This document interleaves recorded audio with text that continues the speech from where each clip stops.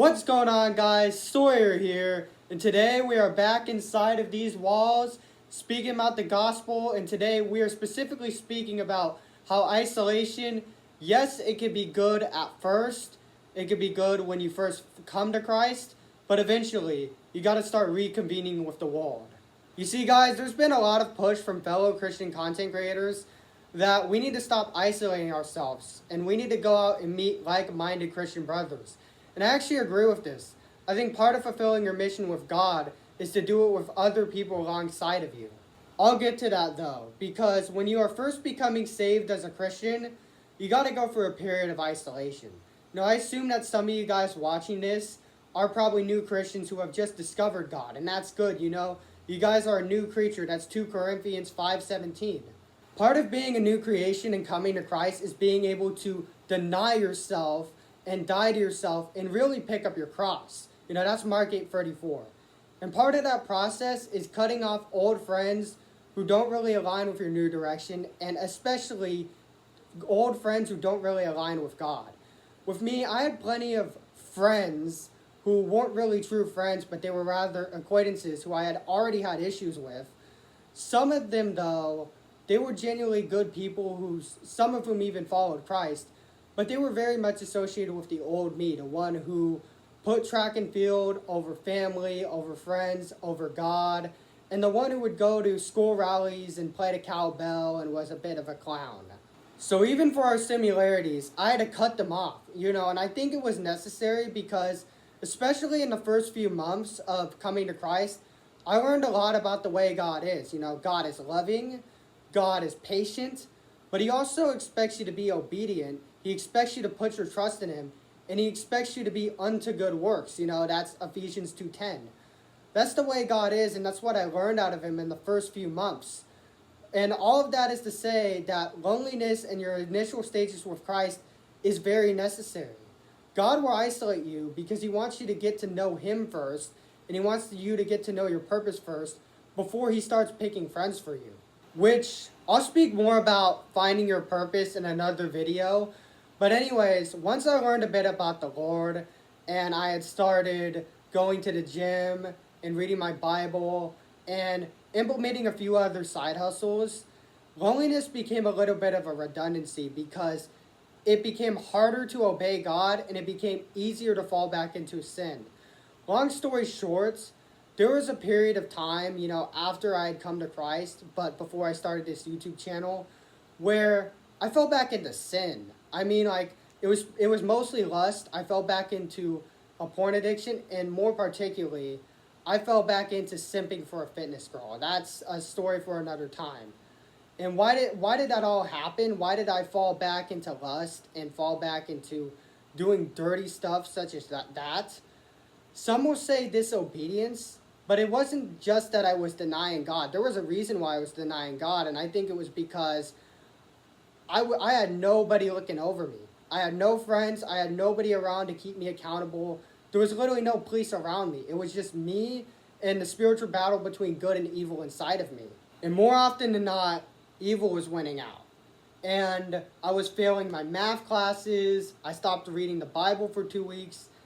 And generally, like, the period with the porn addiction and the fitness girl, it was one of the lowest points of my entire life, if not the lowest.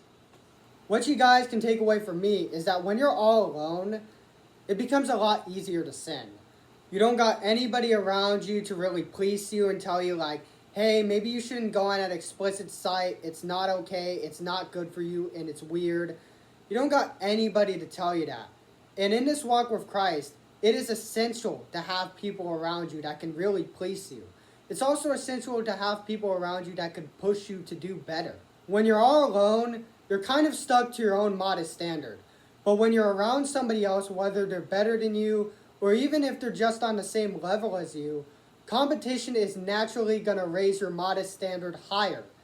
So that's why once you get to a certain point, you as a follower of Christ, you really need to reconnect with the world, and you really need to get out of your comfort zone. You need to go out and find that person or find a group of like-minded Christian people.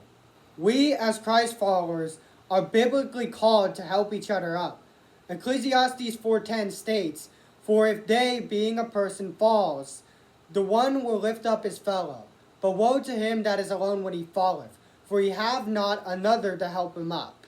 And of course, this is the King James Version. Woe to the person that falls alone and has nobody to help him. But also, woe to the person who chooses not to help out a fellow Christian brother who's stumbling because of pride. Which leads me to my next point. Going from isolated to reconnecting with the world is not going to be an instant transition. There's going to be that period of time where you're going to struggle to find people who follow Christ or have similar passions in life. Maybe you can't find any Bible study groups in your area. Or maybe if you follow a sport like football, you can't really find any guys who are deeply as connected to the sport as you are. On top of this, because you've been isolated for so long, your social skills have really taken a hit. So that's going to lead to rejection because you're awkward. That's another reason why you shouldn't isolate yourself for so long. It's going to be because your social skills really take a hit when you're isolated. And once your social skills take a hit, your ability to connect with people really goes down.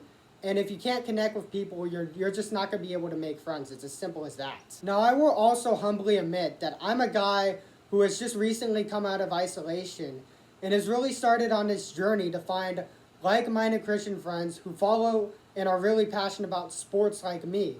And if you're actively looking for brothers who are also on the same walk with Christ and also have similar passions in life, and you're struggling to find any of those friends, whether it's a group or a person, I encourage you to be patient. Keep looking. Keep searching for that church or that group that best suits you. Keep looking for people in public who are into the same activities or passions as you are.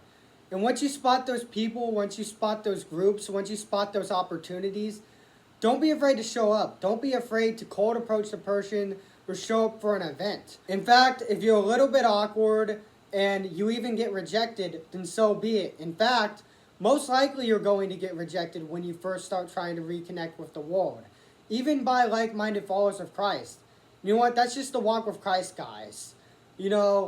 And whenever you get rejected, that's where you journal what socially went wrong in that interaction, and you figure out how to fix it. Most rejections do stem from social mistakes, like maybe you weren't looking the other person in the eyes, or maybe you were stuttering and that person didn't like it, or maybe it wasn't a social mistake and you two are just incompatible.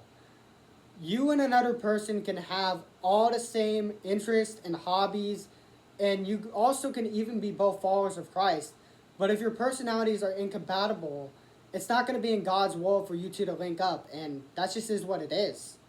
Matthew 24:13 in the New King James Version states, "He that shall endure to the end shall be saved." So guys, when you reconnect with the world, no matter how much rejection you face, or no matter how awkward you look, you just got to endure it.